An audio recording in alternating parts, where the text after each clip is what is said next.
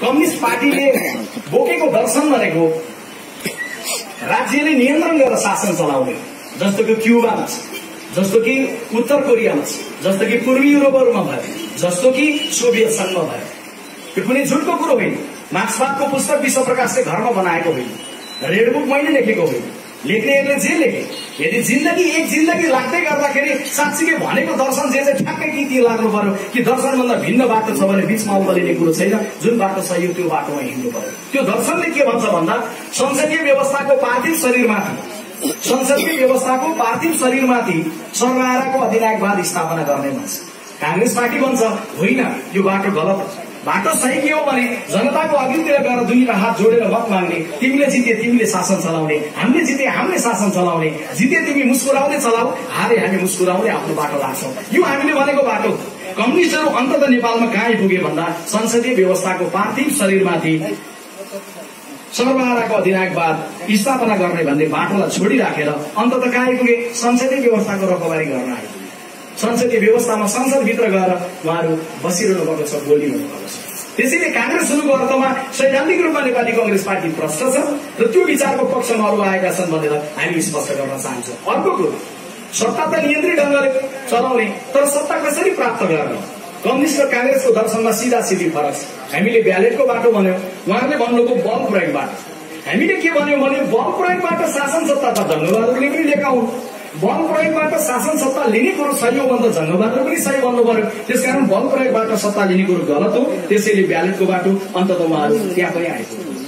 त्यति मात्रै होइन दिदी बहिनी दाजुभाइहरू, कम्युनिस्ट दर्शनले उत्तर कोरियामा व्यक्तिको नाममा सम्पत्ति राख्न दिँदैन। सोभियत संघले हिजो व्यक्तिको नाममा सम्पत्ति राख्न दिएन, निजी सम्पत्तिको विरोध गर्यो। कम्युनिस्ट दर्शनले निजी सम्पत्ति हुँदैन भने हामीले के भन्यौं भने व्यक्तिको नाममा एक टुक्रा भए पनि माटो हुनुपर्छ, व्यक्तिको नाममा एउटा घर हुनुपर्छ, व्यक्तिको एउटा छाना हुनुपर्छ, उसले औषधिमूलक गर्नका लागि आफ्नो गोजीबाट पैसा निकाल्न सक्ने उसको क्षमता बढाउनुपर्छ। पानीको धारा गाड्ने हो भने सार्वजनिक धारा होइन, उसकै घरको आँगनमा धारा गाड्नुपर्छ।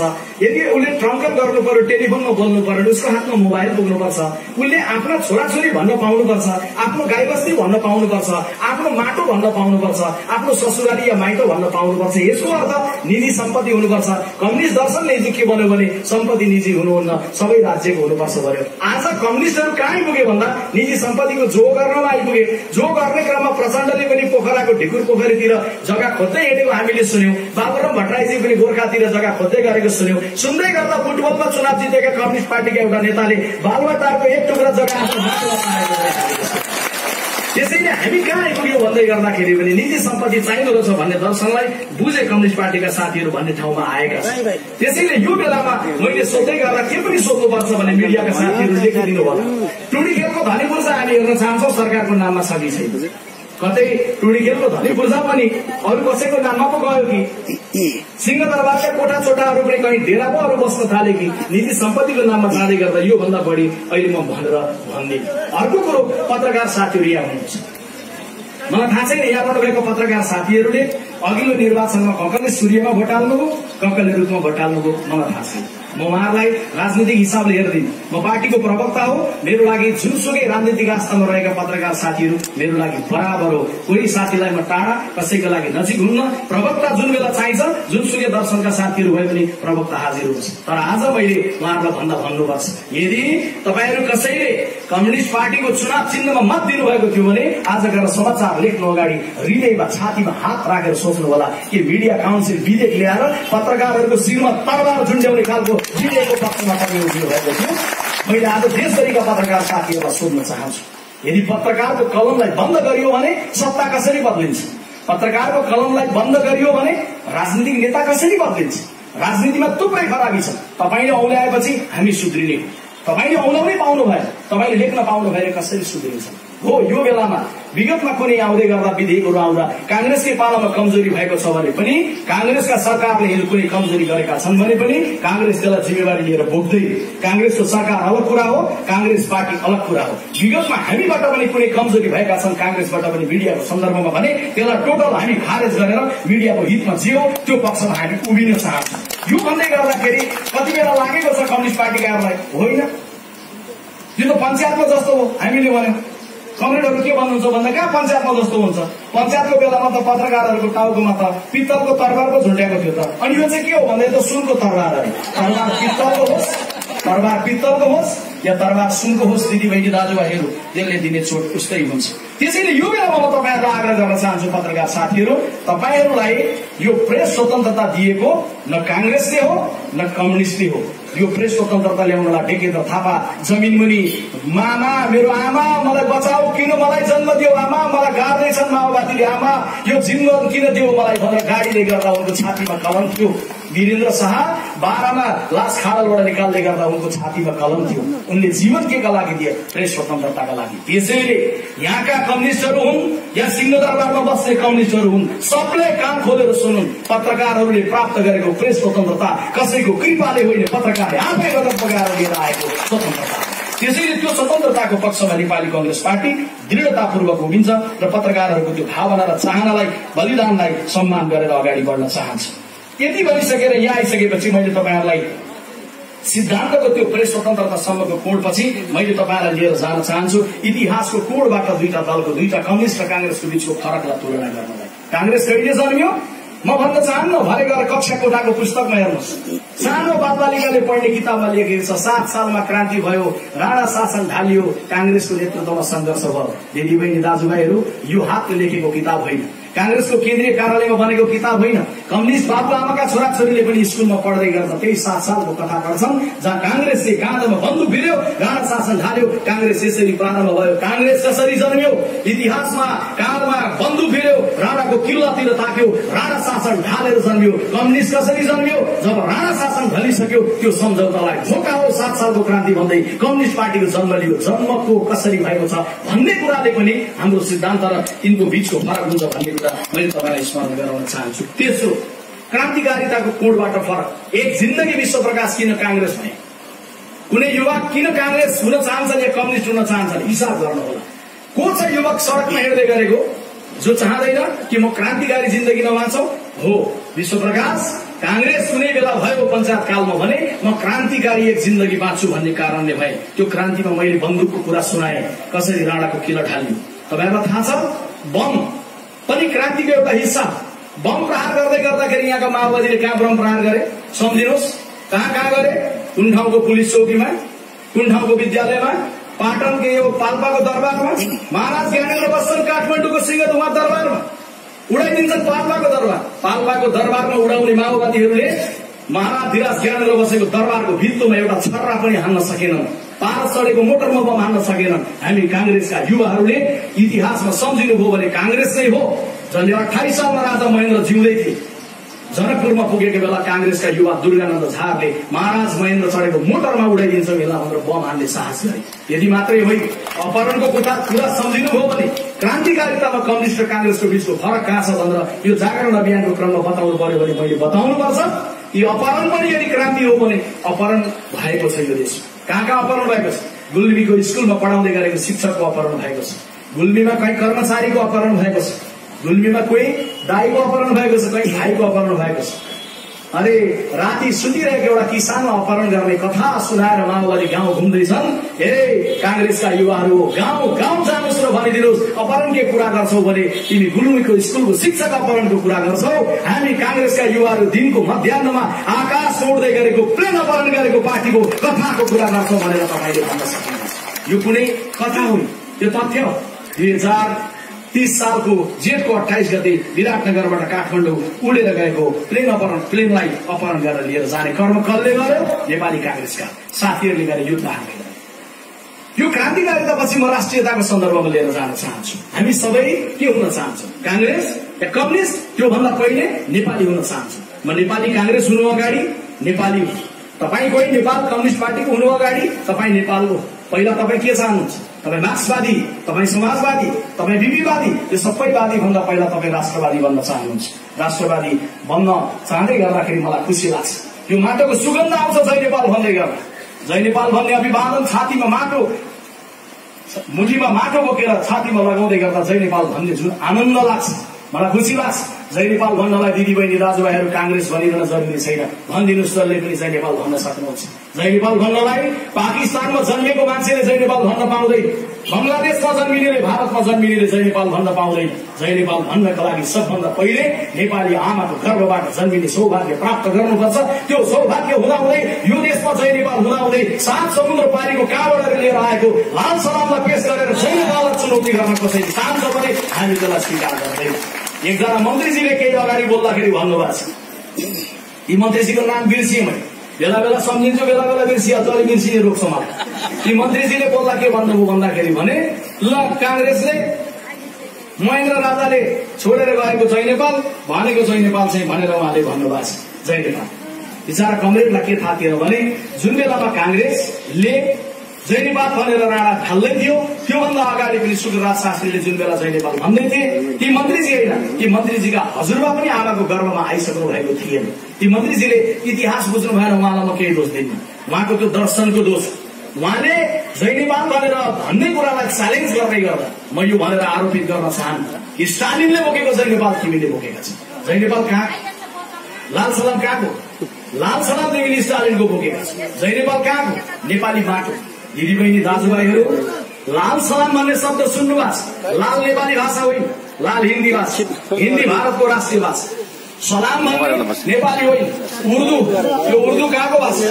उर्दू पाकिस्तानको राष्ट्रिय भाषा। हामी जय नेपाल भनेर नेपालको माटोलाई हिमाल पहाड तराई मधेस नेपाली कांग्रेस राष्ट्रिय जागरण अभियान भनेर जय नेपाल भनेर आएका छौं। नेपालको जय होस् भनेर आएका छौं। हिमालको जय, पहाडको जय, तराईको जय, मधेसको जय, जनजातिको जय, खसारीको जय, दलितको जय, महिलाको जय, सारा समुदायको जय भनेर हामी आएका छौं। नेपालको जय भनेर आएका छौं। अनि कम्युनिस्ट मित्रहरू कति आनन्द लागेको छ महान राष्ट्रवादी भन्नका लागि के लिएर आउनु भएको छ भन्दा हामी लाल सलाम लिएर आएका छौं, भारत र पाकिस्तानको दुईटा भाषालाई गाँसेर लिएर आएका छौं भन्नलाई आनन्द जुन उहाँहरूलाई प्राप्त छ त्यो आनन्द भन्दा हामीलाई फरक प्राप्त छ। म सम्झिन्छु इतिहासको त्यो दिन दिदीबहिनी दाजुभाइहरू, जय नेपाल सबभन्दा पहिले कसले भन्यो तपाईहरुलाई थाहा छ? शुक्रराज शास्त्री, कांग्रेसको नेता होइन, यो देशको शहीद, उहाँ कुनै दलको होइन, सबको। उहाँलाई राणाले फाँसी दिन लागेछन्। फाँसी दिन लागेको बेलामा उहाँलाई सोधेछन् शुक्रराज तिम्रो अन्तिम इच्छा के छ? उहाँले भन्नुभएको छ जय नेपाल। फेरि सोधेछन् शुक्रराज तिम्रो अन्तिम इच्छा के छ? उहाँले फेरि भन्नुभएको छ जय नेपाल। फेरि सोधेछन् शुक्रराज तिमीलाई अब फाँसीमा झुन्ड्याइँदैछ, तिम्रो अन्तिम इच्छा के छ भनेर भन्दा उहाँले भन्नुभएको छ जुरुक्क उठेर जय नेपाल भनेर भन्नुभएको छ। त्यसैले आज तिनै शुक्रराजलाई सम्झेर जय नेपाललाई आरोपित गर्ने अपमानित गर्नेहरूलाई एकपटक हात हल्लाएर सबैले भनिदिनु जोड्ने जय नेपाल, अझै जोड्ने भनिदिनु जय नेपाल। दिदीबहिनी दाजुभाइहरू, यो जय नेपाल भन्ने अभिव्यक्तिसँग देशको क्षमताको कुरो गाँसिएको छ, पहिचानको कुरो गाँसिएको छ, राष्ट्रियताको कुरो गाँसिएको छ। अब तपाईहरुलाई 5औं नम्बरमा म फरकमा लिएर जान चाहन्छु शासकीय क्षमताको कोणबाट। धेरै धेरै अगाडिको कुरो ल्याउँदिन, ताजा कुरामा जाउँ। गिरिजाप्रसाद कोइरालाले एकातिर माओवादी लडाकु, अर्कातर्फ शाही सेना राखेर, अर्कातिर दरबारमा श्रीपेश लगाएका राजा राखेर शासन गरेर मुलुकलाई शान्ति स्थापना गरे जस्तो चुनौती केपी कमरेडको सामुन्ने छ? छैन। एउटा संविधान सभा असफल भएर अर्को संविधान सभाको निर्वाचन भएर दायाँतर्फ प्रचण्डलाई, बायाँतर्फ केपी ओलीलाई गाँसेर संविधान निर्माण गर्दै गर्दा अनेकतिरको दबाव झेलेर सुशील कोइरालाले गरे जस्तो अवस्था प्रतिकूलता छ? त्यो छैन। मधेसमा आगो लाग्यो, संविधान बनाउँदा कहीँ मैनबत्ती बाल्यो, संविधान बनाउँदा कहीँ टायर बाल्यो। त्यस बेलामा यो देश धोती लगाउनेहरूको पनि हो, टोपी लगाउनेहरूको पनि हो, यो देश पहाडेको पनि हो, यो देश मधेसीको पनि हो भनेर त्यो सिंगै मधेसलाई गाँसेर स्थानीय प्रदेश र केन्द्रको निर्वाचन बडा जटिलतालाई छिरेर जुन बेलामा शेरबहादुर देउवाले गराउनु भयो त्यो प्रतिकूलता छ? छैन। त्यसो हो भने अहिले नेपाल देशलाई समृद्धिमा लिएर जानका लागि यस्ता चुनौती छैनन् भने सम्माननीय प्रधानमन्त्री कमरेड केपी ओलीजीले यो बेलामा क्षमता राख्नुपर्छ, देशलाई नवीन ढंगले लिएर जान सक्ने क्षमता प्रदर्शन गर्नुपर्छ। यदि भनेपछि मैले तपाईहरुलाई अर्को विषयमा लिएर जान चाहन्छु, यो अन्तिम अर्को तुलना लिएर जान चाहन्छु र फरक सन्दर्भमा आउन चाहन्छु। त्यो भनेको के हो भने समृद्धिको कोणबाट हेरौँ, कसले वास्तवमा समृद्धिको सन्दर्भमा विशेष ढंगले नेतृत्व गरेको छ। नेपाली कांग्रेस पार्टीको सरकार आउनु अगाडि 46 साल पछाडिदेखि कांग्रेस पटक पटक सरकारमा गयो, कम्युनिस्ट पार्टी पनि सरकारमा गएको निर्वाचनमा के भन्यो भन्दाखेरि भने कांग्रेसले यो देश बनाउन सक्दैन, कांग्रेसले यो देशको लागि केही गरेन, केही गर्यो भने कसले गर्छ? कम्युनिस्ट पार्टीले गर्छ। कुनै नेताले गर्नुहुनेछ, कसले गर्नुहुनेछ? केपी ओलीले गर्नुहुनेछ। दिदीबहिनी दाजुभाइहरू, आफ्नो गाउँठाउँका कुनै पनि पाल्पादेखि यताको बाटो हुन्, यहाँदेखि अर्घाखाँचीतिरका बाटो हुन्, या तल हाइवेदेखि पूर्व पश्चिम जाने बाटोहरू हुन्, या कर्णालीतिर गएका बाटोहरू हुन्, तपाईँले सम्झिनुभयो भने बौद्धल आइसकेपछि खडा भएका बाटोहरू कांग्रेसले झण्डा फहराएर गरेन, तर कांग्रेसको सरकार भएको बेलामा बनेका छन्। बिजुली गुल्मीका गाउँमा कति बल्छ? तपाईले सम्झिनुभयो भने ओहो मेरो घरमा बत्ती थियो कि थिएन भनेर सम्झिनुभयो भने धेरै नै भन्नुपर्ने छ कि मेरो घरमा बौद्धल आउनु अगाडि बत्ती थिएन। आज बिजुली बत्ती आयो भने कसको कारण थियो? कसको शासनको कारण आयो? गुल्मीमा कति निक्ल्यो बिजुली? त्यो अलग कुरा हो। बिजुली 7 डाँडा पारी निकाल्दै गर्दा कांग्रेसको सरकारले लगानी गराएको हाइड्रोमा अनि बिजुली उत्पादन हो र आज गुल्मीको घर घरमा बिजुली बल्नतिर लाग्यो। तपाईहरुको गाउँठाउँमा सहकारीहरू छ। कसले भित्राए नेपालमा सहकारी? 2016 सालमा बीपी प्रधानमन्त्री भएको बेलामा पहिलोचोटि सहकारी चितवनमा बखान सिंह गुरुङको नेतृत्वमा खडा भयो र सहकारी भएर खडा भएर त्यहाँनिर त्यो सहकारी आज फैलिएर देशभरि सहकारी फैलिएको छ। आज यतिका धेरै संचार माध्यम छन्। कसैलाई खोल्न मन लाग्यो टिभी आफै खोलेको होइन, कसैलाई पत्रिका खोल्न मन लाग्यो आफै खोलेको होइन। सरकारले पहिला नीति बनायो, कांग्रेसको सरकारले नीति बनायो, प्रतिस्पर्धी संचार माध्यममा आउन दिने बनायो। त्यसकारण हिजो एउटा रेडियो नेपाल थियो, आज 500 भन्दा बढी रेडियोहरू छन् दिदीबहिनी दाजुभाइहरू। त्यति मात्रै एउटा नेपाल टेलिभिजन थियो, आज दर्जनौं टेलिभिजनहरू छन्, आज अनलाइनहरू छन्। त्यसमा जीविका गरेर हजारौं नेपाली दाजुभाइ दिदीबहिनीहरूले रोजगारी गरिरहनु भएको छ। त्यो कहाँबाट आयो? आज तपाईँ हिजो अस्पताल भन्दै गर्दा शहरको ठूलो ठूलो अस्पतालको नाम सुन्नुहुन्थ्यो। तपाईको गाउँमा कहाँ उपस्वास्थ्य चौकी थियो? गुल्मीको कसको गाउँमा उपस्वास्थ्य चौकी थियो भनेर मैले सोधेँ भने तपाईहरु कमैले हात उठाउनुहुन्छ, किनभने गुल्मीका गाउँ गाउँमा सबैतिर उपस्वास्थ्य चौकी पुगेका थिएनन्। आज मैले भने भने गुल्मीमा कसको गाउँमा उपस्वास्थ्य चौकी पुगेको छैन हात उठाउनुहोस् भने कसैले उठाउनुहुन्न, किनभने सबैको गाउँमा उपस्वास्थ्य चौकी पुगेको छ। दूर दराजको गाउँमा टाढा टाढा दिदीबहिनी दाजुभाइहरू तथ्याङ्कले के भन्थ्यो भने हुम्ला जुम्ला कालीकोट मुगुतिर 1 लाख आमाले बच्चा जन्माउँदै गर्दा असुरक्षित मातृत्वको कारण 11 जना आमाहरू मर्नुहुन्थ्यो। किनभने त्यो ठाउँहरूमा के थिएन भन्दाखेरि भने उपस्वास्थ्य चौकी थिएन, सुडेनीहरू पुगेका थिएनन्, स्टाफ नर्सहरू पुगेका थिएनन्। बडा मुस्किलले बच्चा जन्माउँदै गर्दा बच्चा बाँचेर च्यार्रा रोइरहेको छ, आमालाई अघि सेतो कपडा ओढाएर लिएर जान्थे। आज त्यहाँ किन आमाहरू मर्दैनन्? त्यति मात्रै होइन, त्यही हुम्ला जुम्ला कालीकोट मुगुका तथ्याङ्कले भन्छ जन्माउँदै गर्दाखेरि आमाहरूले जन्माएको मध्ये 12 जना बच्चाहरू असुरक्षित मातृत्व सँगै कुपोषणले ग्रस्त भएर आमाको पेटभित्र मरेर जन्मिन्थे। किनभने गर्भवती भएको बेलामा आमाले क्याल्सियमको चक्की र आइरनको चक्की पनि खान सक्दैनथे। अस्पतालबाट पोषणयुक्त खान नपाएपछि आमाहरूले कुपोषणले ग्रस्त भएको बच्चा जन्माउँथे। आमाले मेरो नानी मेरो बाबु भनेर आँगनमा च्यापिरहनुहुन्थ्यो, कसैले खोसेर लिएर जान्थ्यो, तैँले मरेको बच्चा जन्माइस् भनेर। आज किन त्यो ठाउँहरूमा मरेको बच्चा जन्मिँदैन? कसले गर्यो? कांग्रेसले खडा गरेको उपस्वास्थ्य चौकीहरूले गर्दा होइन। त्यसैले यो समृद्धि भन्ने कुरा एकैचोटि हतारोमा हुँदैन, समृद्धि क्रमशः हुन्छ। यसको बावजुद पनि कुन अप्ठ्यारो नभएर सदरमुकाममा पढ्ने कलेज पढ्ने बाबुआमाका छोराछोरीले गाउँमा +2 कसरी पढ्न पाउन थाले? डाक्टर इन्जिनियर डाक्टर पढ्नलाई इन्जिनियर पढ्नलाई भारत मात्रै विदेश मात्रै जानेहरूले किन नेपालमै डाक्टर र इन्जिनियर छोराछोरी बनाउन थाले? कसरी भयो?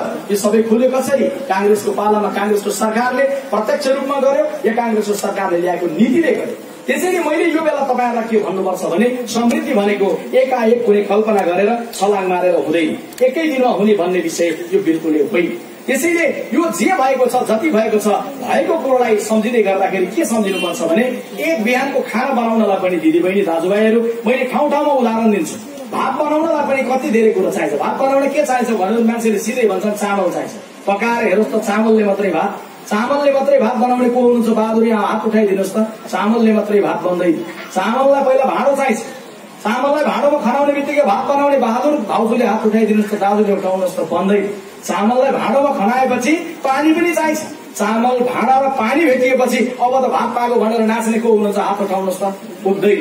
त्यसपछि चामललाई भाँडोमा हालेर पानी खनाएपछि तलतिरबाट आगो लाउनुपर्छ। भाँडो पानी आगो चामल यो 4वटा कुरा भएपछि बल्ल एक बिहानको भात पाक्छ। तर भाँडो पानी आगो चामल मात्रै भएर भात पाक्छ भन्ने कोही बहादुर हुनुहुन्छ भने औला ठडाउनुहोस् त, पाक्दैन।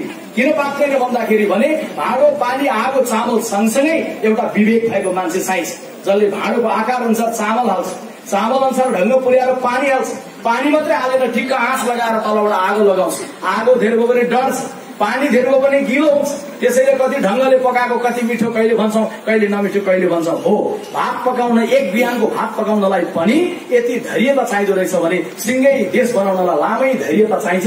प्रतीक्षा निश्चय नै हामीले गर्नुपर्छ। त्यो प्रतीक्षा गर्दै गर्दा जति बाटो आएको छ, जति बिजुली आएको छ, जति +2 खुलेको छ, जति मोबाइलहरू हातमा बोकेका छन्, यी सबैले के बुझ्न जरुरी छ भने यो क्रमशः आउँदै गरेको कुरा हो। क्रमशः आउँदै गरेको कुरा कुन बेलामा आयो? यतै गोली चलेको छ, उतै गोली चलेको छ, यता माओवादीले भुटेका छन्, उता राज्यले भुटेको छ। यो बेलामा यो भन्दा बढी कसरी भन्छ दिदी बहिनी दाजुभाइहरू? त्यसैले आज जहाँ आइपुगेका छौं, समृद्धिको सन्दर्भमा ठिक ठाउँमा आएका छौं। अब यहाँ आइपुगे पछाडि नेपाली कांग्रेस पार्टी नहार्नु पर्थ्यो। यहाँबाट गतिशील ढंगले नेपाली कांग्रेसको अगाडि मुलुकलाई लिएर जानु पर्थ्यो। तर कांग्रेस हार्यो। हारिसकेपछि कांग्रेसका साथीहरू कहीँबाट परेको होला, हार्यो, अब त बर्बादै हो, कति बेला परेको हुन सक्छ। कांग्रेस हार्यो, सकियो, कम्युनिस्टहरूलाई परेको हुन सक्छ। तर दिदीबहिनी दाजुभाइहरू, भगवानको महान अनुकम्पाले यो चोटि कांग्रेस जे चुनाव हारेको छ नि, जे भएको छ यो ठिकै भएको छ। कांग्रेसले हार्नु हुँदैन थियो, होइन, हार्यो। यो मैले पार्टीको सभापति शेरबहादुर देउवालाई पनि भने, उहाँले सुरुमा भन्नुभयो कहाँ हुन्छ हारेर कहाँ ठिक भयो? अनि मैले उहाँलाई भने कसरी ठिक गर्न सक्छु? यो हारेर त बडा ठिक भएको छ। पछि अरू नेताहरूले भन्नुभयो हारेको कसरी ठिक हुन्छ? विश्व प्रकाश के भन्छ? प्रवक्ताले पनि गएर समाजका सामुन्ने उभिएर कांग्रेसले हार्यो, जे भयो ठिकै भयो भन्ने कुरो हुन्छ? त्यसरी प्रवक्ताले बोल्न मिल्छ भन्नु? पहिला मेरो कुरो सुन्नुहोस्, मैले ठिक भने कि बेठिक भने अनि मलाई भन्नुहोस् भन्नु। अनि उहाँहरूले सोध्नुभयो कसरी ठिक? अनि मैले भने उहाँहरूलाई एउटा कथा सुनाएँ, जुन कथा तपाईँहरूलाई सुनाउँछु। जे भयो ठिकै भयो, कांग्रेस हार्नु पर्थ्यो, हार्यो। हारिसकेपछि हारेको कुरामा रोएर अल्म लिएर बस्दैन कांग्रेस। जे भएको छ ठिकै भएको छ। मैले किन भन्दैछु भने अकबर र बीरबलको एउटा कथा छ। अकबर र बीरबलको त्यो कथामा के आउँछ भन्दाखेरि भने अकबर र बीरबल दुईजना आँप खाइरहेका हुन्छन्। आँप चाहिँ छुरीले तास्दै, आँप चुस्दै, कोया फ्याँक्दै, छुरीले आँप तास्दै, कोया चुस्दै, आँप फ्याँक्दै। यसै गरिरहेको बेलामा अकबरले औँला काट्छ। औँला काट्छ, रगत आउँछ, अया भन्छन्। परबाट रानीले देख्छिन्, धगुर्दै आएर रानीले लौन नि के गरेको भनेर रानीले आएर उसलाई चाहिँ पट्टी बाँधिदिन्छन्। तपाईहरुलाई थाहा छ अकबर मुगल राजा थिए, शक्तिशाली राजा थिए र बीरबल उनको चलाक मन्त्री मानिन्थे। अकबर बीरबलको कथा सुन्नुभएको छ। त्यसपछि यतापट्टि अकबरको औँलामा बाँधिदिँदैछन्, तपाईको चाहिँ साडीको फेर बाँध्दैछन्। यता बीरबल चाहिँ के गर्दो रहेछ भने आँपको कोया चुस्दै जे भयो ठिकै भयो, जे भयो ठिकै भयो भन्दा रहेछन्। अनि अकबरले सोध्दैछन् हे बीरबल के भन्यो रे? भन्दा होइन महाराज जे भयो ठिकै भयो। अरे मेरो औँला काटेको छ, मेरो यहाँ रगत बगेको छ, मलाई यहाँ दुखिरहेछ, तिमी भन्छ जे भयो ठिकै भयो। होइन महाराज कोही कोही बेला जे हुन्छ जेका लागि हुन्छ ठिकैका लागि हुन्छ भनेर उनले कोया चुस्न थाले। अकबरलाई झोक चल्यो, हे सैनिक यसलाई लगेर झुन्डाइदेऊ, टाउको तल खुट्टा माथि गरेर झुन्डाइदेऊ। लिएर गए। रात पर्यो। भोलिपल्ट बिहान भइसकेपछि अकबर जंगल गए शिकार खेल्नका लागि। शिकार खेल्न जंगल गएको बेलामा वन मान्छेहरूले जंगलको बीचबाट अकबरलाई पक्रे। मलाई किन पक्रेको तिमीहरूले? अकबरले सोधे। होइन हाम्रो जंगलको राजाले यहाँनिर अनुष्ठान लगाउनु भएको छ 1 महिनादेखि, आज अन्तिम दिन एउटा मान्छेलाई भोग दिने भनेर लिएर आइज भन्नुभयो। लिएर हिँड्दै ल्याउन जाँदै थियो, कफेला परेछिन्। कसले भनेको? जंगलको राजाले। को जंगलको राजा? म पनि त राजा हुँ। त कहाँको राजा होस् भनेको? म सहरको राजा। ए त सहरको राजा, सहरतिर होलास्, यहाँ जंगलको राजाको हुकुम चल्छ हिँड भनेर उसलाई फुक्र्याउँदै अकबरलाई लिएर गयो।